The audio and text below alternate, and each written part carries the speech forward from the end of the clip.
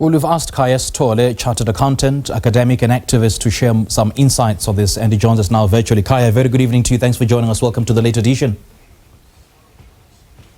Thank you, and good evening to the viewers.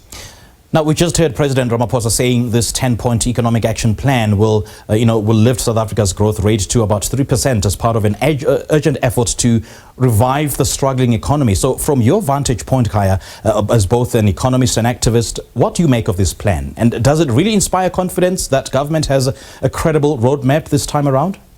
Well, I think the crux of the problem, of course, is the simple fact that the ANC does not make a good habit out of explaining to us what their understanding of what the key economic bottlenecks have been over the past 10 to 15 years and what it is that needs to be done differently in order to unlock those particular bottlenecks. Yeah. So if you think, for example, of the number that they cited, and again, there's no science behind it, the idea of 3%, it sounds good only because it's much better than what we're currently experiencing, but it's not very clear whether the ANC is in a position to explain that the basis for us growing at this particular rate is because of X, Y, Z. And if we're going to do these particular things differently, then we expect that in this particular time frame, in that particular time horizon, then the number will eventually vault up to 3%. So it does, unfortunately, I must say, look like it's one of those pre-election gimmicks where you come up with a number that sounds like it's a solution to the problem, but without a very clear understanding what the underlying problem is, we're not going to get to 3% because I didn't hear what it is that the ANC explains as the underlying problem statement that has got us stuck in this rut for the past 15 years, and what it is that they're going to do different in order to ensure that we unleash our economic potential from that baseline that has been the case for the past 10 to 15 years onto the 3% that they cite. And of course, even the 3% is not the magical solution to South Africa's problems, but as I said, it is much better than what we've seen. And without a doubt, it left so many unanswered questions, especially as we've heard similar commitments under Ramaphosa's administration before, from the Economic Reconstruction and Recovery Plan to, the Energy Action Plan. So what, in your view, is genuinely new or fundamentally different about this latest 10-point plan compared to what his tenure has already produced before? Are we seeing a shift perhaps in implementation capacity, or just another repackaging or repurposing of old promises? Well, there is something new. I don't know if that's necessarily a good thing. And the new thing is that obviously he says that he's going to adopt the long-standing script of creating something that refers to as a war room. Now, the important thing about these war rooms is that they do tend to be a bit less, beholden to the bureaucratic processes that underlie government in general. So what that means is that if you simply say this is a plan with so many ministries that are meant to implement it and so many different issues that need to be addressed, you probably end up with the paralysis where too many people are meant to be doing something and no one is really accountable for something.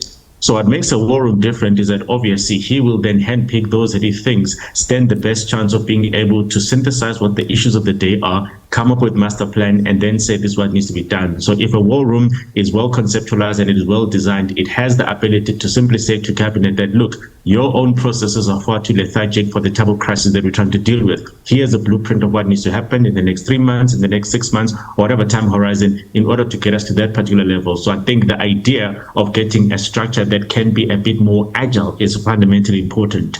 Unfortunately, again, the problem here is that we've seen what these war rooms tend to be, in that they tend to be very opaque and invisible structures. So at no point in time does he then say that once there is a war room, the war room will have the responsibility of updating cabinet at these particular time intervals. And what a cabinet hears, I will then update the public so that they can see whether there is indeed some movement in that particular war room. So unless they start doing things differently with these particular war rooms, it's really going to be one of those that we hear that is going to be formulated, but if we never see the work that they do and we never see the impact of the work that they do, then it becomes yet another gimmick. And unfortunately, again, because elections are looming, there is going to be the inevitable suspicion that perhaps a lot of this is accelerated by the idea that, well, we need to go to the electorate out there and say, here's a master plan. But I think the electorate has seen enough over the many years to be able to say that until we see the results of a master plan, it's kind of meaningless that you keep saying that it exists. And quite interesting that you say that, because, I was quite fascinated about how upbeat and quite optimistic the president was, saying this plan should yield tangible results by 2027. I mean, given the fiscal constraints, the sluggish pace of reforms in this country and the slow-moving state machinery, is that time frame at all realistic, or is it politically convenient timing, given that it falls just a year after the next general election? Again, the time frame itself has to exist, because imagine if he had left us hanging and we were thinking, well, maybe this is another 2030 or 2050 plan. So that was not really tenable for him to leave it hanging. The important thing about a time frame is that it does give an instrument of continuous accountability, where we can simply keep saying that, wait, hold on. Here we are at 0.something%. You've said that we're going to get to 3% by 2027.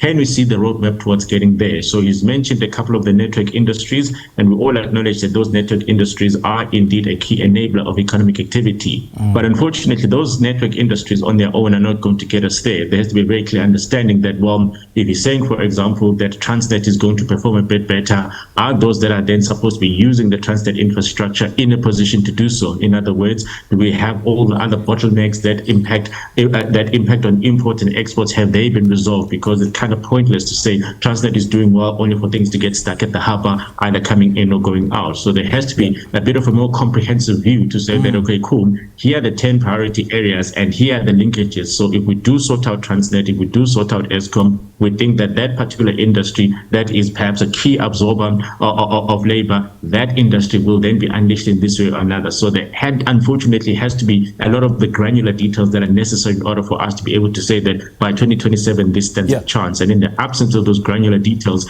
too many people are going to be left in limbo, just hearing that the president has said something, but not knowing what they actually need to do in order to get us there.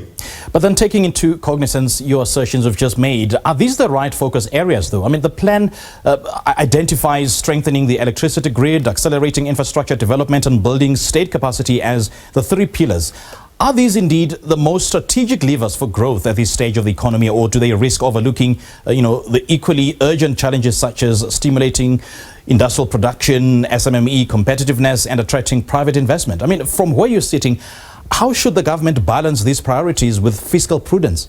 They're a good start. And the reason I say they're a good start is that what happens when people are in public office, there's always the risk that they sign up for too many things, and you've got too many priorities, absolutely nothing becomes a priority. And I think over the many years, the ANC has indeed learned the painful lesson that you actually do need to narrow down to say that these are what we think are the key enablers. These are what we think are the key critical drivers of everything else. So that's what I was saying earlier on, that even for those that have been prioritized, you then have to ask them the question, why do you pick this one? So obviously electricity, for example, and the cost of doing business is an important one, because it then simply says that if we get our electricity transmission right, if we get the energy security right, it simply means that businesses that naturally depend on energy, which is essentially every single business, then do not have this additional headache of wondering whether they should be investing in additional capacity in case Eskom goes wrong. Similarly, with the logistics and the freight industry, it is clearly an enabler of many other complementary economic activities. So it should be very clear that the reason we've picked up these ones is because they have